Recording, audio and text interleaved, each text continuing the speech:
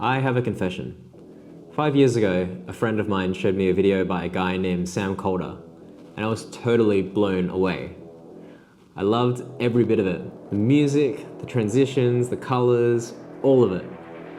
I knew I wanted to make films like that. I watched videos like this, and it made me want to get into videography and filmmaking, as funny as that sounds.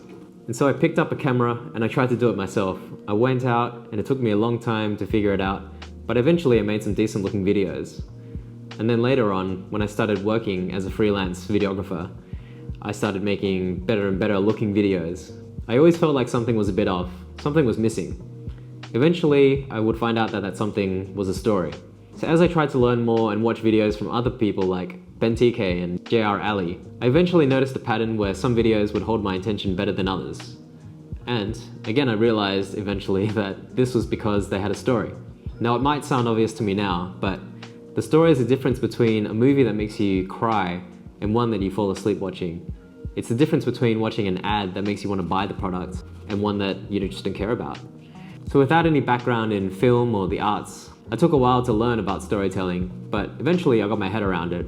I'm still nowhere near the likes of Sam Kolder, but my filmmaking and videography skills are on a whole nother level compared to before. And it also makes movie watching a lot more enjoyable too.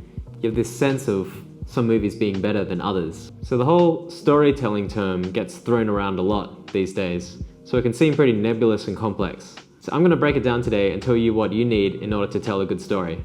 Let's go. Alright, so here's the first great tip.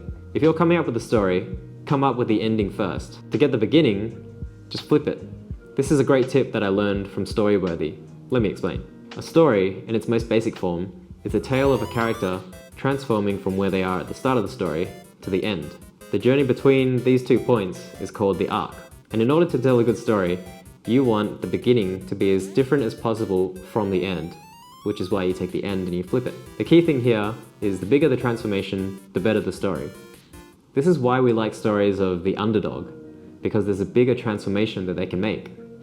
Nobody really cares about watching a movie about a billionaire becoming a mega billionaire. On the other hand, a rags to riches story about somebody who makes it from the slums to being a millionaire is a lot more compelling. So next up is desire. This matters the most in your story. Desire is what a character wants beyond what he or she already has. And having good desire in your story allows your audience to have empathy and connect with your story. It gives them a reason to watch what you've made. Harry Potter wants to become a powerful wizard and slay Voldemort. Tony Stark wants to get out of his cave prison and live up to his father's image. You get the picture. So the stronger and clearer the desire in your story, the more it allows your audience to connect and empathize with it. Alright, so the third thing you need in every story is conflict. This is the fuel that propels the story. Conflict is a challenge or obstacle that the character must overcome to attain their desire. So this creates engagement in your video and gets your audience to pay attention. It creates a question, something that they want answered. There are stakes on the line, so if you do it correctly, there's no choice but for them to watch to the end to find out what happens. Alright, so the fourth tip. Nearly every story ever told follows this structure. It's a 3-act structure, and it just means beginning, middle, and end. So in the beginning, we set up the story, you introduce the characters, and you set up the desire. The middle of the story comes next, and that's where the character goes through the conflict in order to try and resolve that desire. So the ending comes the resolution. This is where the story climaxes, and the character overcomes their obstacle and attains the desire. And this ending, if done right, also allows you to give a message to your viewer. This is when you can send the message that fast fashion is bad, or climate change is bad, or fast food is bad. It's your reward for taking your audience on that journey. Alright, so there are way more nuances to storytelling than what I've covered here.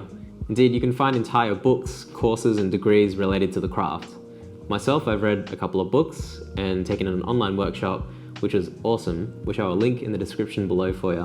And that has given me a really good foundation into storytelling and allowed me to share these building blocks with you today. Now, every good story uses these building blocks that I've covered here.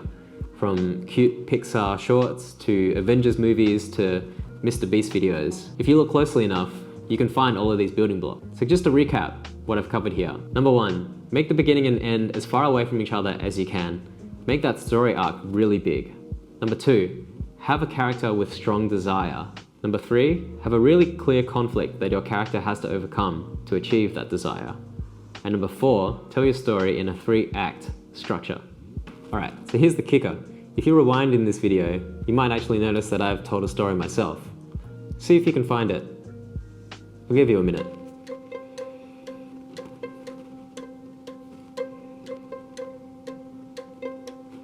Need more time? Alright, let's cut it. So in the beginning, I couldn't tell stories, but I had a desire to learn how to do it so that I could level up my videography skills. But the conflict was that I had no background in it and I didn't know anything about storytelling or where to start. I chronicled my journey through learning storytelling and eventually got to the ending where I've learned about it and can now share it with you today. Stories are all around us in our lives. So next time you watch a YouTube video or a movie, try and keep these things in mind and see if you can pick out these elements of the story.